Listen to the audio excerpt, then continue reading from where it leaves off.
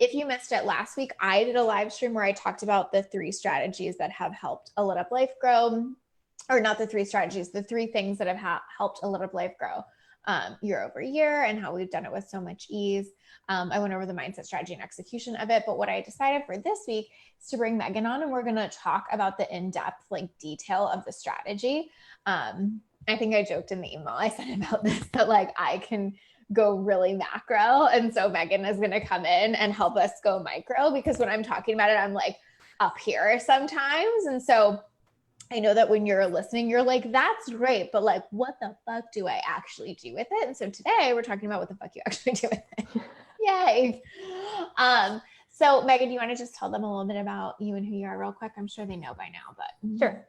So hi everyone, I'm Megan Schopieray. I am the COO of A Lit Up Life. And yeah, my team and I run the behind the scenes and all the day-to-day operations. And I basically serve as Lacey's second brain and right hand and all the things.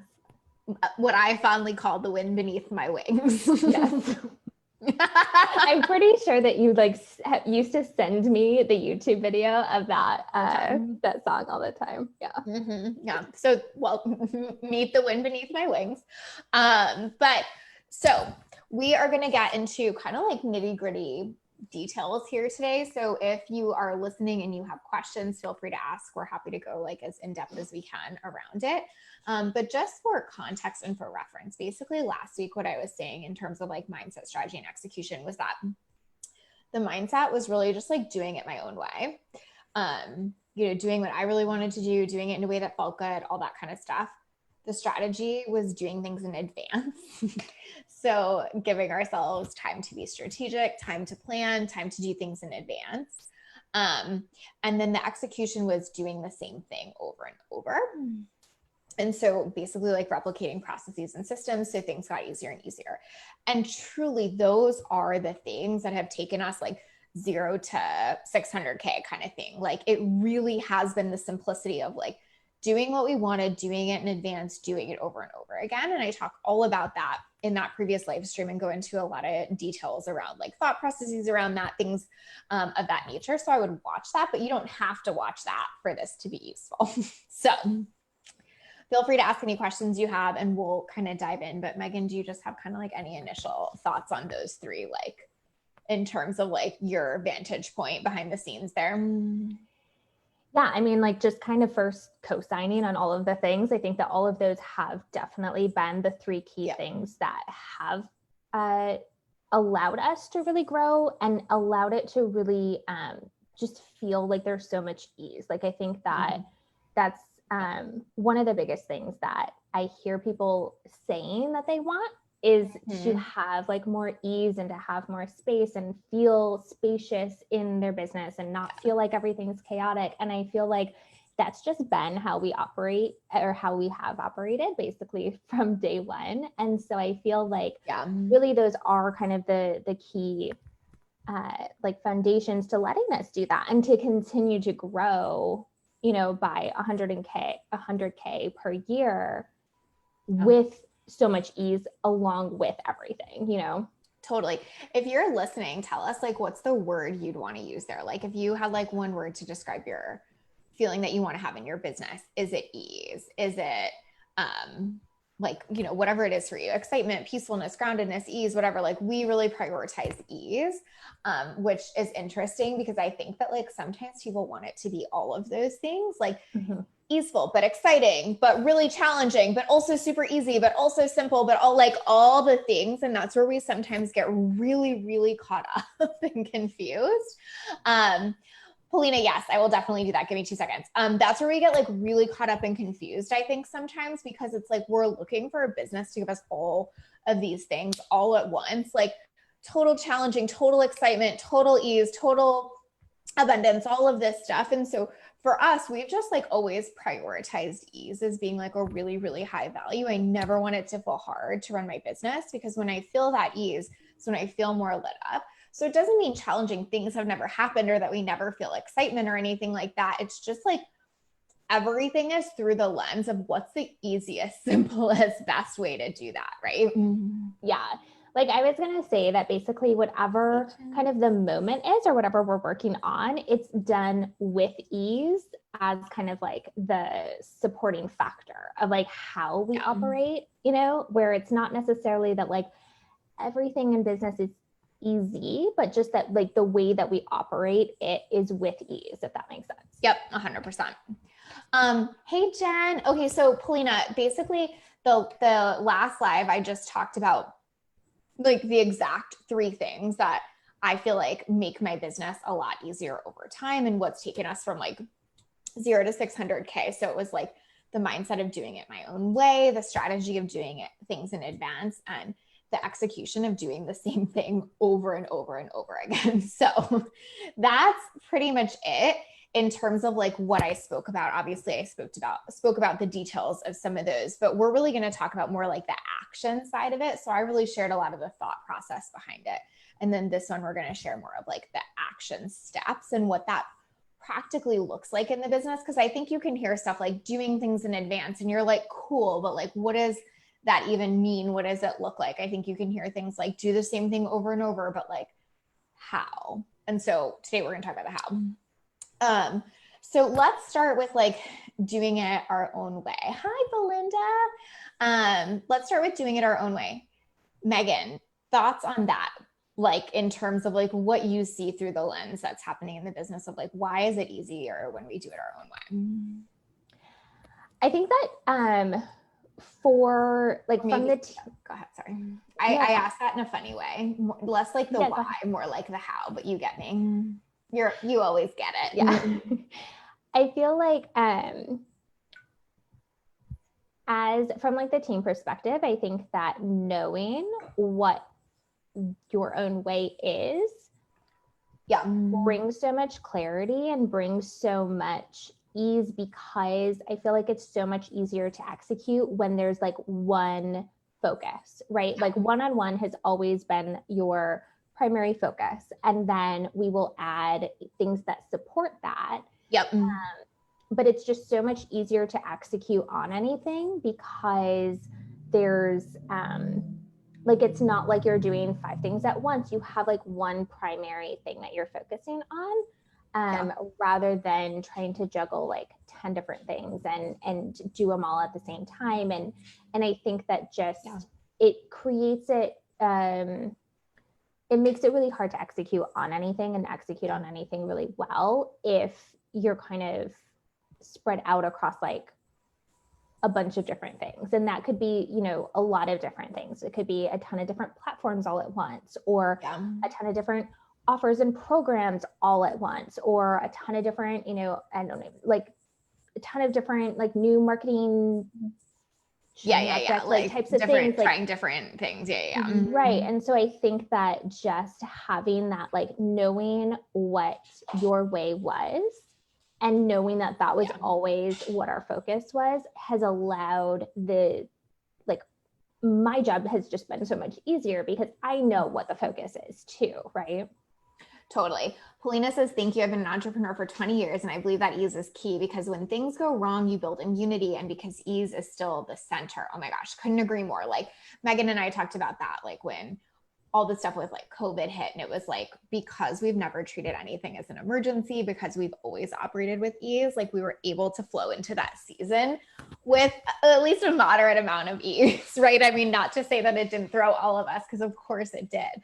But you're exactly right. Like we had that foundation and immunity kind of built up, right?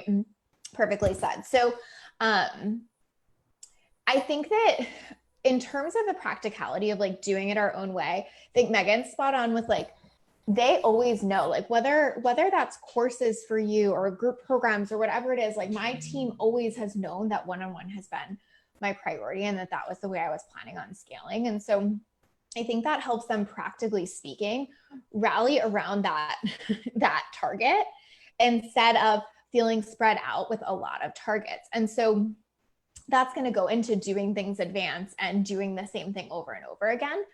But that's really helpful. The other thing that we do at A Lit Up Life, and this is not necessarily a recommendation I make for all my clients, like we're literally just talking about us specifically, is I'm pretty big believer in like one thing per year. right? It would be a big fucking year if I did two additional things. But what I mean by that is like, one-on-one is our foundation. Over the years, I've added a VIP in-person offer. That was like our one ad for that year. I've added a mastermind. That was like our one ad for that year. I've added a podcast. That was our one ad for that year. Right. And so in terms of like doing it our own way, like I really like things to be a well-oiled machine. If you know me, if you've ever coached with me, you know that is like such a high value of mine because it's what creates ease. So in doing it our own way, like we're just not feeling forced to be a constant churn of like new offer, new product, new thing. Like I just do not operate that way. So that idea of like the once a year ad kind of thing has been really, really helpful to our business because we're scaling in a way that actually feels sustainable to us. And we're giving team a chance to actually get good at the thing and me a chance to actually get good at the thing, quite honestly. Like if I like added a podcast and then 3 other things and whatever, like I would feel like I was half giving my attention to a lot of stuff. Or like when I added my mastermind, I send them an email every single day. So that's like, was a huge energetic commitment. If I was like also adding a group program that year, also adding all this other stuff, it would have been completely overwhelming, to be perfectly honest. So yeah, the once a year ad has been a thing. And I think it would also have been completely overwhelming for team as well, because I think that basically like you just don't have enough time and energy to be able to focus on several different things and do them all well at the same time. So it has just been super helpful for us to be able to know that like, cool, the new thing is this. And then all of the other stuff is already, and we'll get into the rinse and repeat stuff, but like we've already built the processes. We're just doing the same things over and over. So it feels very easy to just always be adding one new thing on top of that, rather than like 5 new things on top of nothing that's consistent or nothing that's, the same. And so, it just kind of like, it also creates a lot more, just clarity and like expectations too. Totally. Like we can understand a little bit more like what to expect from you, from the business, from the year, because it's kind of, we have that foundation laid out already. 100%. Polina says, do you think it depends on your capacity to hold space since everyone is different? Yeah, totally. I mean, the thing for me is like, I'm already holding a lot of one-on-one space. So my business is totally based on a one-on-one model. That's what I like. That's what I love to do.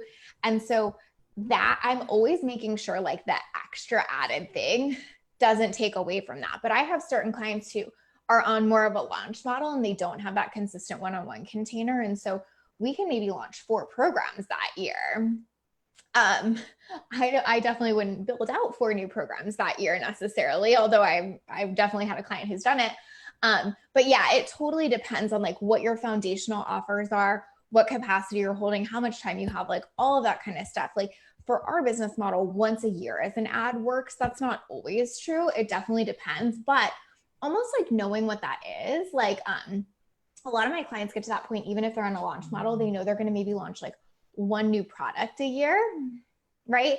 But at the beginning, they may have launched 3 new products in a year kind of thing. So it just depends. But when you can really know what your version of that is, what your capacity is, and then keep your team on board with that, it makes it a lot easier for them to kind of like rally around you. And then also for you, I think a lot of entrepreneurs are big, like in the ideation and quick start kind of stuff.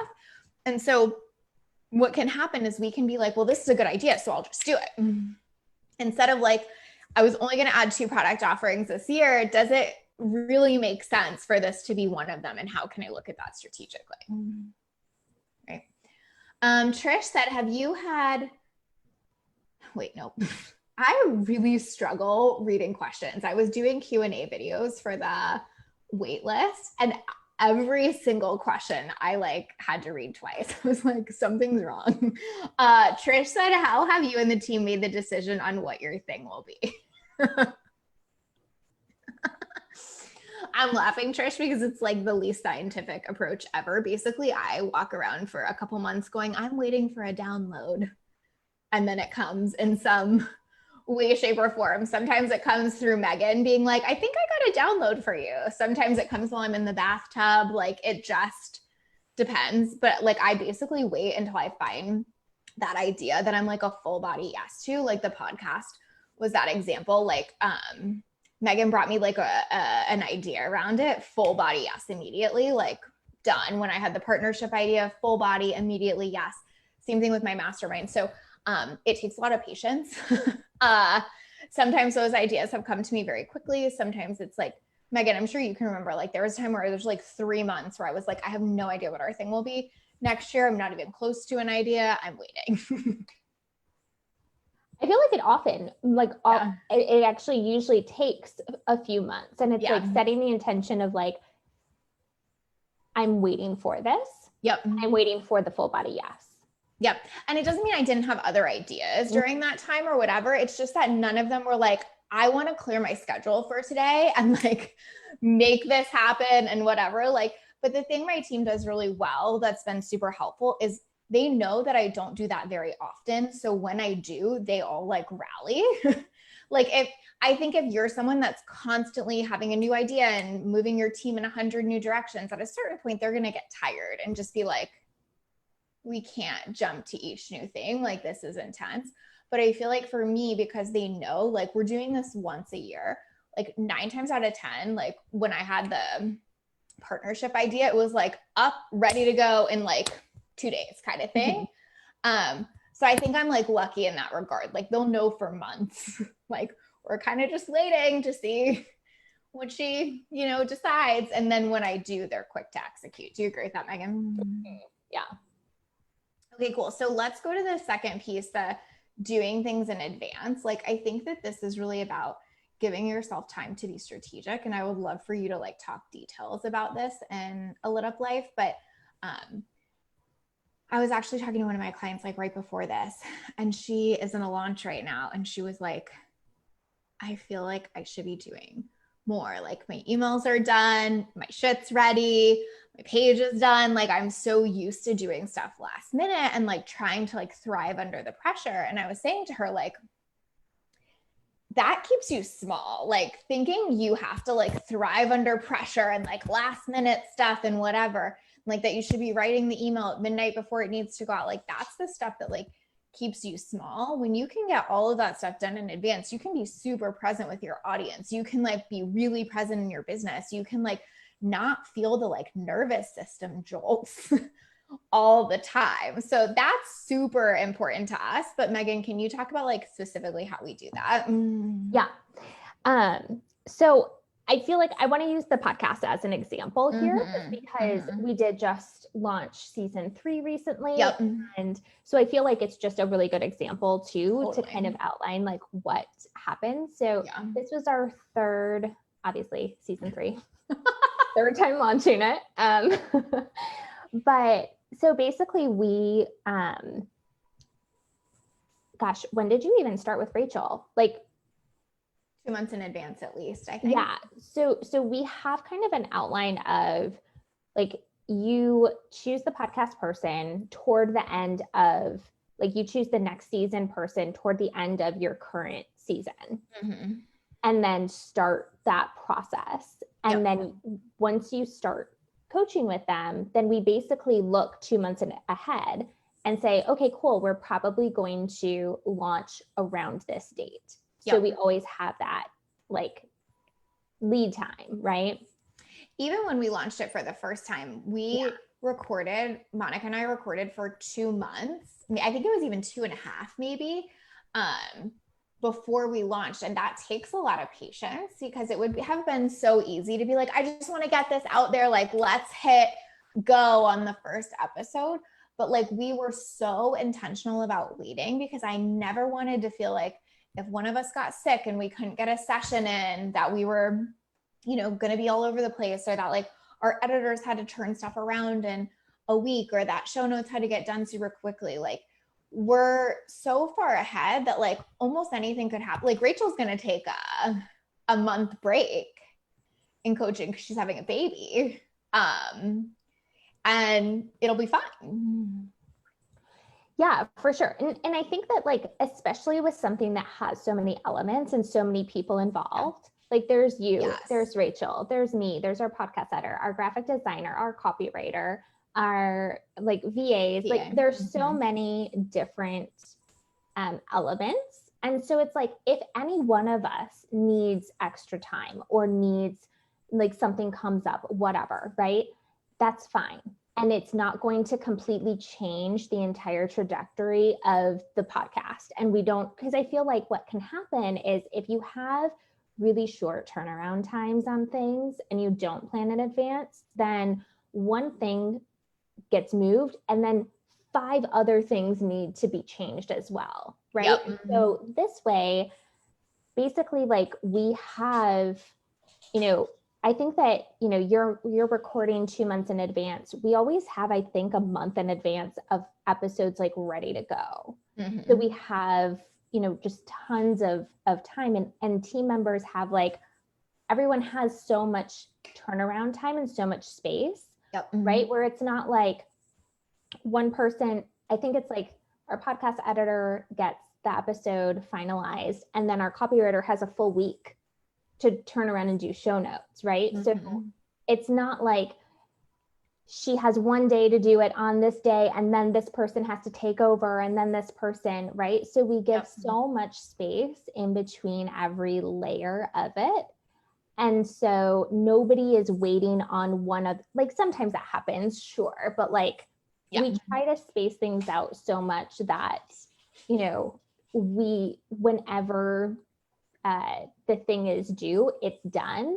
And if it's one day late, it's okay. It's not going to mess up the rest of the system. Does that make sense? This is personally so helpful for me too, because I know I have spaciousness on pretty much everything. And so the thing I'm like notoriously late on is client files.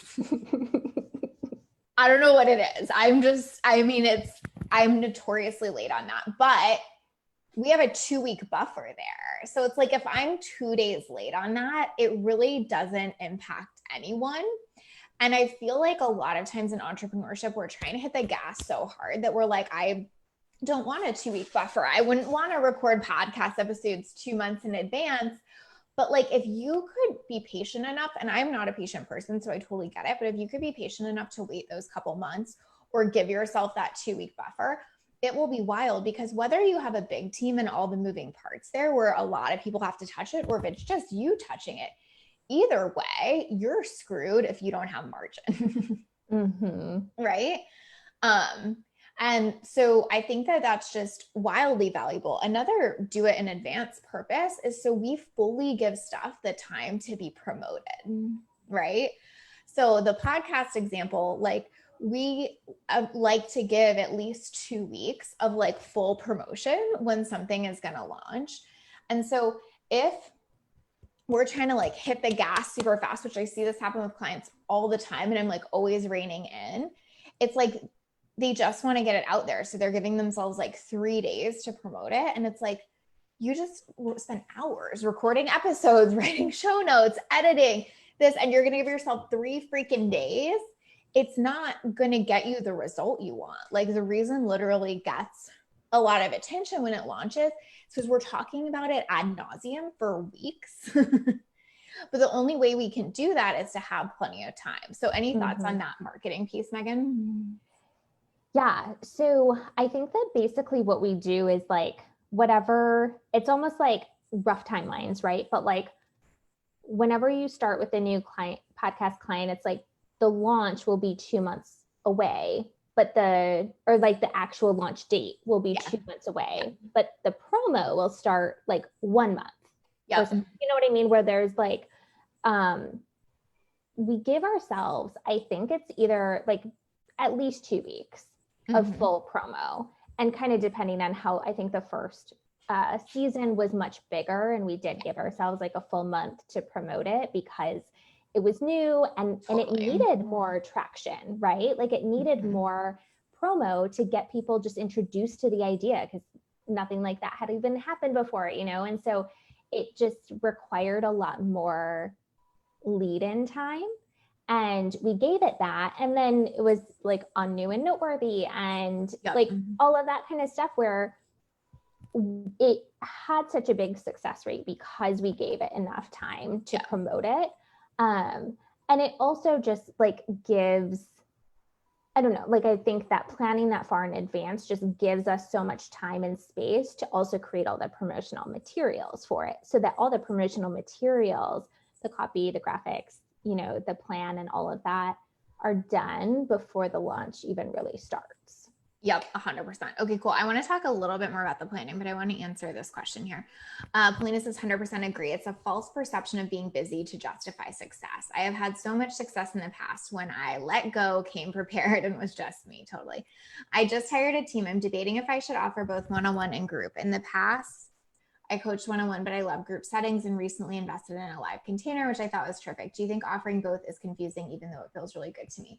I mean, I think that you have, like, you don't ever want your offers to be in competition with each other. And I think that's where sometimes that gets confusing, is that it's like, do you want this or this? This is a group container where you get all of the same stuff. This is a one-on-one container where you get all of the same stuff. So I think like the clarity in terms of doing it your own way is really making sure that like there's a ton of clarity on like why your offers aren't competitive, who would go into each. I have plenty of clients that do group and one-on-one at the same time. It's not necessarily that, but if you're just starting out, I would usually recommend fill your capacity in one before you add another. It totally depends on what feels best for you. Obviously, I don't know the specifics there, but I really think that sometimes like you don't want to open a ton of capacity until you filled some of it. So I don't know if that's a helpful answer, because I think it really depends on so many factors in your own business, but hopefully that's helpful at least. So in terms of planning, I think this is really interesting because I am personally not a huge planner because I think business shifts a lot. I think one of the biggest values of being a small business is our adaptability. I think like, for example, I feel like when COVID hit, it was a lot easier for most of us small businesses to adapt than the larger businesses, right? We're not like turning the Titanic. So I don't like to be super planful. Like I think people think like, oh, we must have like a year planned out. We really don't in terms of specifics, but we do in terms of like what needs to happen. Like, when does my mastermind renew? When does the podcast season launch? Things like that become very clear because we've planned in advance. Do you want to speak to that a little bit, Megan? Yeah. So, because I think that there's like kind of two different parts of planning. Like I feel like there's just kind of like general big picture planning. And I think that that's the type of stuff that we were talking about, like with the podcast launch and the mastermind, like renewing and all of that.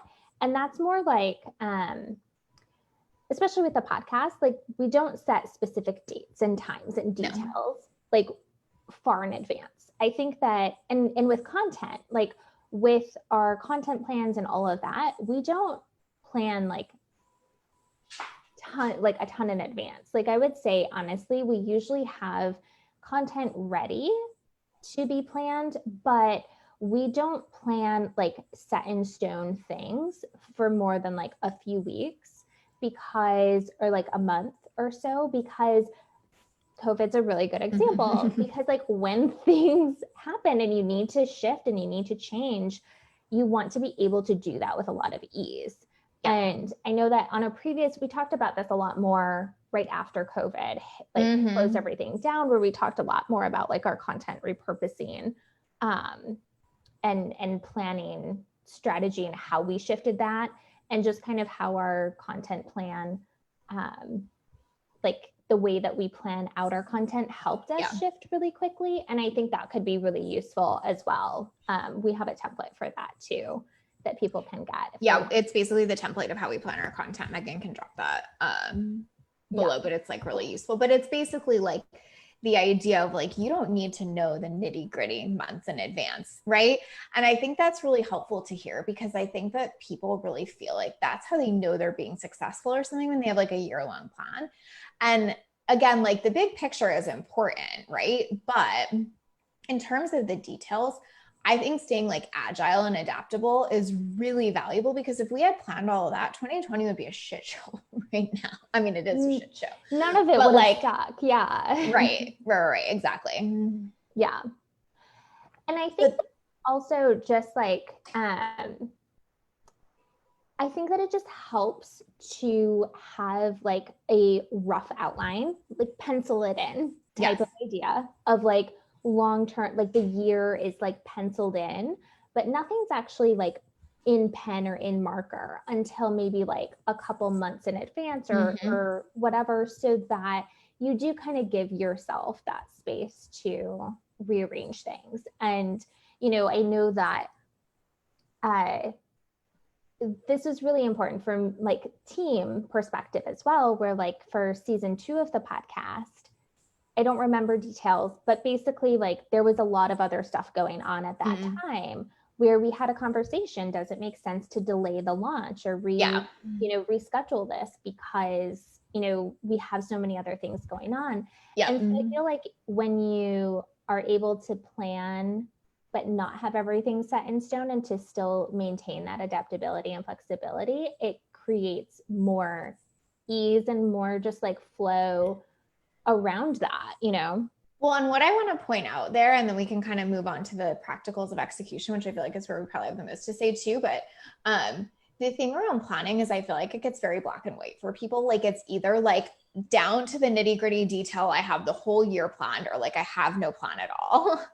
And it's like so one way or the other. And so when we say do things in advance, I almost think that it kind of like comes with this connotation of like, it must be so planned and so specific and down to the detail and down to the date. And like, it's just not. And you can find that middle ground where you're like, well, effectively, we're probably going to launch the podcast around April. And then the mastermind's going to be around November. And then that's pretty much what I do with most of my clients in their sales plan is we have these like obvious timelines. And then we shift. Like one of my clients, she launches the same few programs kind of every year, but she's getting married next year. And so we've been able to be like, okay, these need to shift around this because nothing was set in stone. It was so easy to take those pieces of programs and move them. So you can plan and do things in advance without it having to be super rigid or super detailed. And quite honestly, we wouldn't recommend it, but the advance thing and the having patience enough to fully promote something, to start it 2 months before you even need to get it out. Like that's the stuff. Like I remember, and then we'll move on, but like I recorded the Do the Work series for literally, I think a month or month and a half before, probably a month before it came out. And like, there was part of me that like wanted to get it out. Like I was so excited about it. I had just done a week where I did all these interviews and it was so good. And I was so into it. And I had to just be like, there's no emergency. This is not a rush. There's not an emergency. They exist. They will live. And I think that's the game we have to get better at playing with as entrepreneurs, where it's not like, because they exist, I have to like get it out into the world tomorrow. It's like, because they were done a month in advance, all the clients that were on it had swipe copy and graphics, and they knew the date their episode was coming out, and they were able to listen to it in advance. And all this stuff happened because it was so in advance. So really important to do that without having to get like so tight around the plan that there's no flexibility. Totally. Okay. So the last part that we probably can talk a lot of details about is do the same thing over and over again. This is just a game changer. And I talked about it on the other live stream, but sometimes this will feel boring. That's okay. It should. That's a good thing. Like if you feel like, gosh, should I be doing something else? Because everything's working so well. That's when you're on the right track here. And to that point of like, we've added something each year, then we've just done that same thing over and over again. I've been doing live streams on Monday at 5 for like years. I've had the podcast for over a year now. We've been doing Happy Thoughts for 2 or 3 years now, right? I've been doing client files. I just wrote the 20th one. So like almost 2 years. So we've been doing the same things for really, really long periods of time. And this is what most people don't do in their business, in my opinion, is most people won't rinse and repeat the same thing, the same podcast for years, the same client files email for years, the same live stream, same time for years. So Megan, can you share like more of your thoughts there? Yeah, I mean, I think that it's one of those things where I feel like the more that you do something, the better that you get at it. And the more that your team does something, the better they get at it too. 100%. You know, like I feel like everyone on our team is like just continues to get better at what they do. And I think that then allows you to do even more of what you want to do because the team is supporting you in a better way. Right. And I think that it also keeps our margins low because they're getting better and better at what they're doing. So like what maybe took, I'm just making something up, like 45 minutes to write show notes now takes 10 or whatever that is. Like they're getting so good at the task that our margins continue to shrink because it's easy, it's simple, they're in it, they're not having to relearn every time. Totally. And I think that it also, like doing the same things over and over also allows you to create more like just like more structure around it and to continue to build off of it. Like the first time that we launched the podcast, like we did certain things. We had a launch team and we had, you know, X, Y, and Z. And then the second time we launched the podcast, we were able to just repeat all of those things and add new things to it. Right. And so I think that the more that, you know, whatever your business model is, if you're redoing the same things, you can essentially just reuse a lot of the same stuff and just tweak it and build on it rather than having to like start from scratch every single time. So to be really specific, this looks like a newsletter is always a live stream recap. So we have like a template for a live stream recap. And we know that twice a month that goes out, or like Mondays, we always send I'm going live at 5 email. Team is just filling in the same template. Or like with podcasts, we always promote it on the day after it comes out and like a couple days later. Megan knows better than I do. Yeah. We promote, like we have a template that like on Wednesdays, we promote it on social. On Thursdays, it goes out in an email. On Thursdays, we have like 3 extra posts. So we have a template for the show notes of different ways that we promote the episode, and those go out on Thursday, Friday, Saturday. And so we have a template of how often every episode is promoted, when it's promoted, where it's promoted. And we just rinse and repeat that same thing and just basically fill in the blanks depending on what the episode actually is, like what the content is. Totally. Hey, Claire, it's good to see you. Yeah. So like that gets so simple then. Like once those templates are created and then we use them like for years, everything gets easy. And I think that this is like, you know, where people kind of second guess themselves is they're like, I can't use the same template every time. It doesn't matter. Nobody's like, oh my gosh, like you're using the same show note template. Like nobody cares. They care about like what's happening on the podcast this week.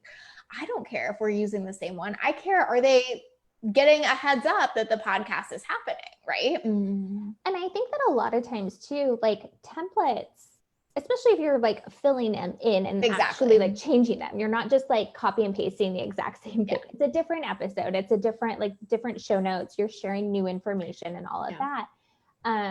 But I think that it creates a structure that people just know what to expect. Like if every single email sometimes included this information and sometimes included that, and it was like organized differently and looked differently, I feel like that lack of consistency is confusing for people, whether they like acknowledge it or not. Like it could just be on a subconscious level. But I think that having the same, using like a template does create that consistency so people can kind of know what to expect from it as well.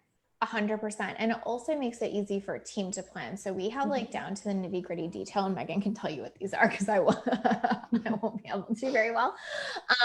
But like we promote a DIY product, we promote the podcast, we promote the live stream, we do a client files once a month, we do a happy thought show once a month. and have like all those specific things laid out, like what day, what template. And so it means that we're not missing anything. Like the DIY thing is always getting promoted. The podcast is always getting promoted. The live stream is always getting promoted. So it makes it feel worth it for me to show up for all of them too, for a couple of reasons. One, because my whole team is waiting on me to do that. And two, because I know it's going to get the attention and promotion it needs for it to feel like, you know, that was worth it. Where I feel like some people are constantly creating a bunch of like collateral or content, but then it's not routinely getting promoted. And so they're feeling super frustrated versus like, I know this live stream is going on YouTube. I know it's going on my website. I know it's going out in an email. I know, you know, it's going to get posts that like point back to it. Like this is totally worth it then, right? Totally. Well, and I think that that's, you know, it ties into the template that I had mentioned earlier too, with our content planning thing, where we have like, everything is so rinse and repeatable that it just makes it so much easier to like, for you to show up and give us the things that we need, but then for us to be able to just execute on that. Like, I feel like it ties so well in with the planning thing where everything's planned in advance and then rinsed and repeated so that you really do kind of give everything the full lead in time that it needs, but also the repetition afterwards that it needs to like continue to work for you, right? I think something else that's really important here, because you're totally right, but is also that we don't have to be in a ton of communication about the little stuff of everyday life, right? I feel like so many people are just in constant communication with their team, like, hey, I did a live stream today, so you need to make sure that this happens, or hey, a new podcast came out, can we promote it? Or hey, what needs to go out in our newsletter this week? And you're wasting so much of your time and energy and so much of your team's time and energy. Megan and I literally never talk about this stuff ever. Like, I'm never like, hey, I did a live stream on Monday. Like, no shit, I've been doing it for years. She's never like, hey, what do you think should go out in the newsletter this week? We know Client Files goes out once a month. Happy Thoughts thing goes out once a month. Live Stream Weekly goes out once a month. Like, it's done. And so having all those decisions made in advance is so useful, because we can like all get to doing our jobs kind of thing. Like, I can make sure I show up here. Megan can make sure the email goes out. Team can write the show notes. All of that can happen without the constant discussion around it, right?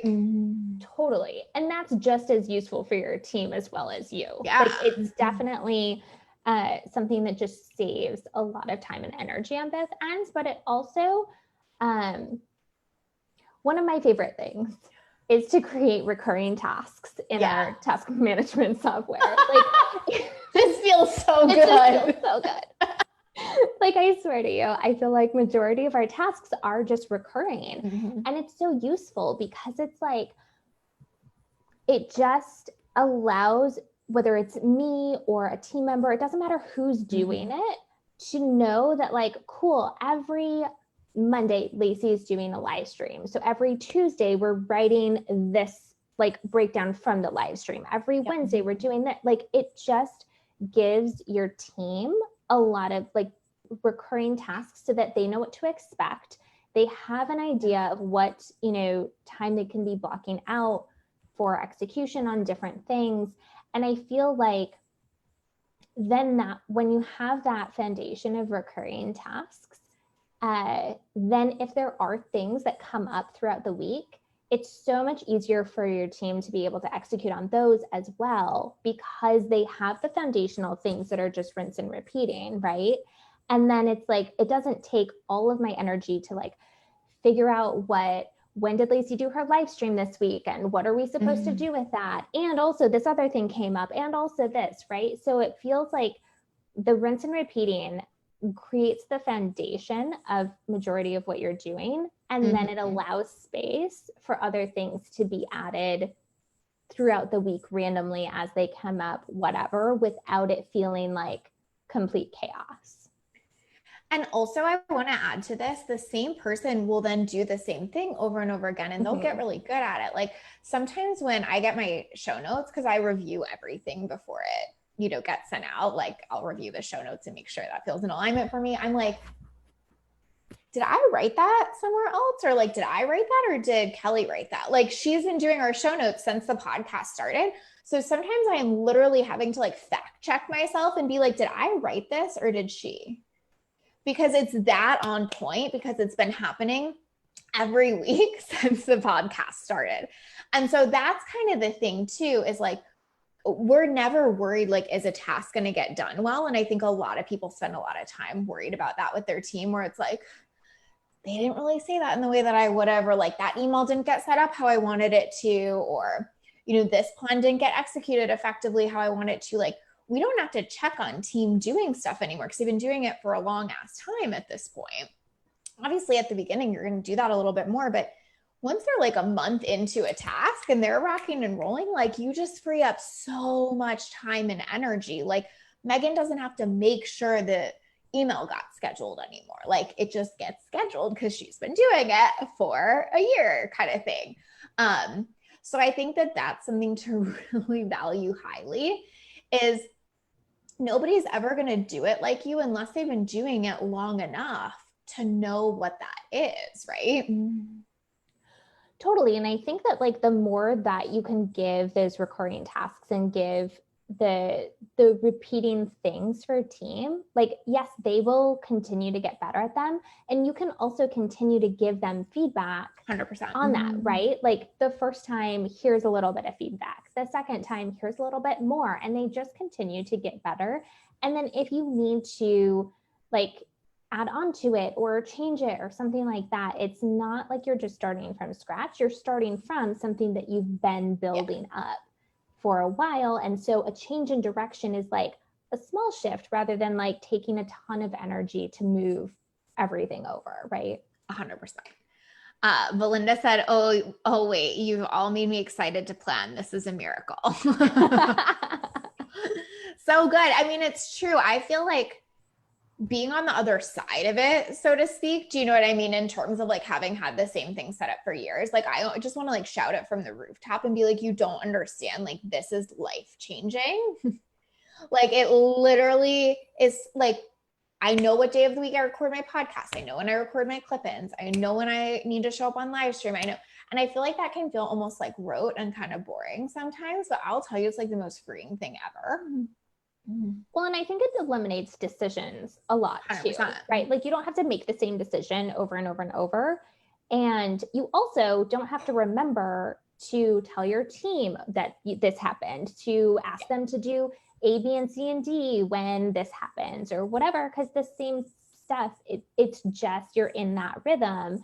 And I think that like, I feel like a lot of people don't like to get into like rhythms and routines because it can feel boring. But I think that it's also just important to remember that like the more that you're in a rhythm and the more that you're in a routine, the more that you can create variation within that, that doesn't rock the entire boat, right? Like you can create different things that kind of operate within the same framework. Yeah. Like I can say whatever the fuck I want on a live stream each week, and I can get super excited about like what I might want to talk about and what I'm going to say. And I just have to be there Monday at 5. Right? Yeah. I think that's so true. And another thing I would say too is like, it's what makes it easier for you to then like stretch into something new. Like our foundation was super set when I wanted to do the podcast. So it was like team could stretch into that and they could be like, okay, we need to learn new things. We got to like get templates going. We got to whatever. Because we totally had margin for that because everything else was so easy. Where I feel like people get stuck with team is like, there's no foundation. There's no recurring tasks for team. Then they're going to try this and they're going to try that. And it's like, it just gets so messy so quickly because there's too many like irons in the fire versus like if tomorrow I was like, hey, Megan, I really want to do this XYZ new thing, she would be like, okay, because everything else is steady right now. So it's like, we could always create margin for that. It's like even the Do the Work series, that was like a thing that the team created margin for. It was like, hey, I want to do this new thing where I interview my clients. I need to get 5 episodes out at once. Can you turn that around? They were like, of course, we'll figure it out. If that was like another thing on top of like, hey, I might record a podcast episode on Wednesday and then I think I'm going live on Thursday. And then I also want these 5 to go out at this time. No. I think that like the bonus episodes are a good example of that too. Yeah. Like we like randomly throw in bonus episodes throughout the series based on live streams. And that's never like a, like, sure, that's something that just gets added randomly, but it's not something that like so because we have such a process and it's such a steady foundation with the regular podcast episodes, adding in a bonus one is like no big deal. Yeah. Like, cool, no problem. When do you want it to go out? We can make it happen, right? And we have a process for the bonus episodes of like what needs to happen for these, and the same thing happens for bonus episodes, you know? So it's like we're just kind of rinsing and repeating that as well, and it can be added on to the normal schedule without a lot of like extra work or like confusion or conversation even. You know, you can just tell me, hey, I want this as a bonus episode, and then that's kind of it. There's not a ton of other decisions around it, right? Yes, exactly. It's not like, okay, so what does that mean? Who edits it? Where do we put it? When does it go out? Do we do show notes for it? What do those even look like? Like all of that is crystal clear. And so the more you're doing that, like even my clients, and I'll use this as an example, that have a totally different business model than this and have a launch model, they're using the same launch strategy over and over again. So their team knows, like, we do a conversion event, we do a 2-week open cart, we do whatever it is for them, right? We always do this type of challenge and we put it out in this way and we have this many emails. There's still like a ton of rinse and repeat structure to it, because there has to be, or you'll never perfect anything. You'll never get better and better. And your team is going to be really expensive because of that. You know, that's something we're super proud of, is that we've like created really great margins with team, and it's for this reason. But yeah, like even if you do evergreen, if you do passive thing, it's like you're rinse and repeating the same similar passive funnel strategy for that. So to be clear, this isn't just about a podcast or just about our content or whatever. It's about the fact that like whatever you're doing in your business, make sure it's pretty much the same thing over and over again. And then you can get creative within those containers. Like, for example, you know, you're going to do a different conversion event for the launch, or, you know, you have a different program you're launching. You get to like have fun in those spaces, but it's not like, cool, how should we launch this time? Like that will make you fucking crazy over time, and it will make your team crazy. Nobody will do things very well. It will feel really chaotic. Like, I mean, I could go on and on because I've seen the behind the scenes. There's so many different ways this has played out, but it's just not going to create that ease long-term. And it's not going to make you feel like you can count on the results from that. Like, I feel very steady that like the things we're doing, I can constantly count on to fill my one-on-one and keep us, you know, exactly where we need to be income-wise. My clients that have the launch model, they're very, very locked in on the idea that like when they use this launch model, it works, they get results, they make this amount of money, and they can kind of move on. So it also creates predictability in your income too. Really good. Totally. Yeah. And it creates predictability in your expenses in a way too, exactly. Right? Because you know what, like what you need team for. You have recurring tasks, you have, you know, whatever, even if it's like the launch, you know, generally speaking, what you can expect your team to cost for a launch or whatever that is, right? Yep, 100%. So good. Okay, so tell them a little bit about that content template really quick, and then we can link it up. But I feel like we mentioned it, and I just want to make sure we add the specifics there a little bit. So basically, when everything shifted when COVID hit, we basically like just shifted everything really quickly, and we had gotten a lot of questions of like, how are you still showing up so consistently? How are you still showing up like so with so much ease, even though like everything has shifted so quickly? It basically was overnight, right? So what I had done, we had done a live stream, and then I created a template that basically just shows what our content planning strategy system is, and how I think I specifically used COVID as an example, but I kind of talked through like how we plan content normally, and then how we can shift it and how we can plan for different things. So yeah, it's basically just something that you can copy in and paste. We use Google Drive for everything. So it's really, really simple. I mean, it's probably even sounds more complicated when I talk about it than what it is. It's so simple, but like that's kind of the point, because it just simplifies your content so much. It, you know, eliminates a lot of the decisions that you have to make, but it also creates a lot of consistency in, you know, what you're promoting and what content's going out and where and all of that good stuff. So at the time we gave this to a lot of my clients too, that are like, you know, making like 6-7 figures, and they all even were like, holy shit, the simplicity of this is so useful for me and my team. So I think that's really like the beautiful feature there, is that it actually is super simple. And like, that's how, again, this is how we built this. We've done the same thing over and over. We've kept it simple. We've kept it easy. And that's what's helped all of this to not cost a ton, to be really useful, all of that. So we'll put the link down here for that as well when we jump off. But as always, Megan, I'm so grateful to you. Megan does not have to be here. She just shows up because she loves this community. I feel like I say that every time, but I'm so grateful for you. I think it's like, I just want everyone to know you're not like, oh, Lacey like forces me to come. You're like, I've like built this community from the ground up. Like, I want to be here for everyone. So thank you for being here. Of course. Always happy to. Love you. If you guys have questions after watching the replay, let us know. We're happy to jump in and answer and be transparent in any way we can, but it kind of is that easy. So like, let it be. 100%. Beautiful. Happy Monday, guys. Bye. Thanks, guys.